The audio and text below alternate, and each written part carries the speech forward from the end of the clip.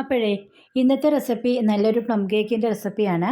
അതിന് വേണ്ടിയിട്ട് നമുക്ക് കുറച്ച് റം എടുക്കാം. ഇത് നമുക്ക് ഡ്രൈ ഫ്രൂട്ട്സിലോട്ട് ഒഴിച്ച് ഒന്ന് സോക്ക് ചെയ്യാൻ വെക്കാവേ. കൂട്ടത്തിൽ തന്നെ 1 ടേബിൾ സ്പൂൺ സ്പൈസസ് പൊടിച്ചതും കൂടെ ചേർത്തിട്ടുണ്ടായിരുന്നു. അപ്പോൾ ഈ ഒരു കേക്കിൻ്റെ മുകൾ ഭാഗം കണ്ടോ, നല്ല ഭംഗിയില്ലേ കാണാനായിട്ട്. ഇത് നമുക്ക് ബേക്കറിയിൽ നിന്ന് വാങ്ങുന്ന അതേ ടേസ്റ്റിലും അതേ ടെക്സ്റ്റിലും അതേ മെത്തേഡിലുമാണ് ഈ ഒരു കേക്ക് തയ്യാറാക്കിയിരിക്കുന്നത്. അപ്പോൾ ഈ ഒരു ക്രിസ്മസിനെന്ന് ഞാൻ പറയുന്നില്ല, വളരെ പ്രതീക്ഷയോടുകൂടി തന്നെ എഡിറ്റ് ചെയ്ത് വെച്ച നല്ലൊരു പ്ലം കേക്കിൻ്റെ റെസിപ്പിയായിരുന്നു. എനിക്ക് ക്രിസ്മസിന് അപ്ലോഡ് ചെയ്യാൻ പറ്റിയില്ല, അതുപോലെ തന്നെ ന്യൂ ഇയറിൻ്റെ തലേ ദിവസം ഒന്നും ഇതെനിക്ക് അപ്ലോഡ് ചെയ്യാൻ പറ്റാത്തൊരവസ്ഥയായിപ്പോയി. ഇതൊരു ചീഞ്ഞ റെസിപ്പി ആയിരിക്കാം, എന്നാലും നിങ്ങൾ ഉറപ്പായിട്ടും നിങ്ങൾക്ക് വരുന്ന വർഷത്തിലെങ്കിലും ഇതൊന്ന് പ്രയോജനപ്പെടട്ടെ എന്ന് കരുതിയിട്ടാണ് ഞാനിത് അപ്ലോഡ് ചെയ്യുന്നത്. ഇനി ഇത് കട്ട് ചെയ്തും കൂടെ കാണിച്ചു തരാമേ. അത്രയ്ക്കും നല്ല ടേസ്റ്റിയും നല്ല സോഫ്റ്റുമായിട്ടുള്ള നല്ലൊരു പ്ലം കേക്കിൻ്റെ റെസിപ്പിയാണ്. ഒത്തിരി ഡ്രൈ ഫ്രൂട്ട്സും അതുപോലെ തന്നെ വില കൂടിയ നട്ട്സ് ഒന്നും ഉപയോഗിക്കാതെ തന്നെ എന്നാൽ ടേസ്റ്റിൽ ഒരു കോംപ്രമൈസും ഇല്ലാതെ നല്ല അടിപൊളി ഒരു പ്ലം കേക്ക് തയ്യാറാക്കാമേ. ഇതിൽ ഉപയോഗിച്ചിരിക്കുന്ന ഡ്രൈ ഫ്രൂട്ട്സ് എന്ന് പറയുന്നത് ട്യൂട്ടി ഫ്രൂട്ടി 3 കളറിൽ ഞാൻ യൂസ് ചെയ്തിട്ടുണ്ട്. അതായത് ഗ്രീന്, യെല്ലോ, റെഡ്, കുറച്ച് ചെറി ചേർത്തിട്ടുണ്ട്.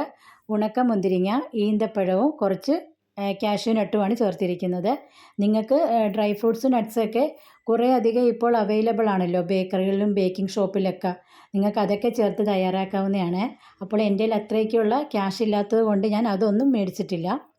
അപ്പോൾ ഇതാണ് മാർജറിന്. ഇത് കാണാത്തവർക്ക് വേണ്ടിയാണ് ഇത് കാണിച്ചു തരുവാണ്. ഇത് ഉപയോഗിച്ചിട്ടാണ് ബേക്കറികളിൽ നമുക്ക് ബേക്ക് ചെയ്ത കേക്ക് കിട്ടുന്നത്. അപ്പോൾ ഈ ഒരു മാർജറിൻ ഒന്ന് സോഫ്റ്റ് ആകുന്നവരെ നമുക്കിതൊന്ന് ബീറ്റ് ചെയ്തെടുക്കണം. മാർജറിൻ മാത്രം ആദ്യം ഒന്ന് ബീറ്റ് ചെയ്യുക. ഇതിന് പകരം ബട്ടർ യൂസ് ചെയ്യാവേ. ഇനി നമുക്ക് ഇതിൻ്റെ അകത്തോട്ട് പൊടിച്ച പഞ്ചസാര ചേർത്ത് കൊടുക്കാം. 1/2 കപ്പും 3 ടേബിൾ സ്പൂൺ പൊടിച്ച പഞ്ചസാരയാണ് ചേർത്ത് കൊടുത്തത്. നിങ്ങൾക്ക് വേണമെങ്കിൽ 3/4 കപ്പ് പൊടിച്ച പഞ്ചസാര ചേർക്കാം. ഇനി നമുക്ക് 2 മുട്ട ഇതിൻ്റെ അകത്തോട്ട് ഒഴിച്ച് ബീറ്റ് ചെയ്ത് കൊടുക്കാമേ. അപ്പോൾ മുട്ടയും മാർജറിനും പൊടിച്ച പഞ്ചസാരയും കൂടെ ചേർത്ത് വരുമ്പോൾ ഇതൊന്ന് പിരിഞ്ഞതുപോലെ വരും. ഒരു കുഴപ്പവുമില്ല, അത് നല്ലതുപോലെ ഒന്ന് ബീറ്റ് ചെയ്താൽ മതി. വീണ്ടും അത് ക്രീമി രൂപത്തിലോട്ട് വരും. ഇനി നമുക്ക് എസൻസും കുറച്ച് നെയ്യ്, അതേപോലെ തന്നെ 1/4 കപ്പ് ക്യാരമൽ സിറപ്പും കൂടെ ചേർത്ത് കൊടുക്കാം. എസൻസ് ഉപയോഗിച്ചിരിക്കുന്നത് pineapple essence, vanilla essence, plum essence, ഇതെല്ലാം ഒരു 1/2 ടീസ്പൂൺ വീതം നിങ്ങൾക്ക് ചേർക്കാവുന്നതാണ്. അപ്പോൾ ഇതെല്ലാം ചേർത്തതിന് ശേഷം നമുക്കിത് ഒന്നും കൂടെ ബീറ്റ് ചെയ്തെടുക്കാമേ. ഇനി നമുക്ക് 1/2 ടീസ്പൂൺ സ്പൈസസ് ചേർത്ത് കൊടുക്കാം, പൊടിച്ച് വെച്ചിരിക്കുന്ന.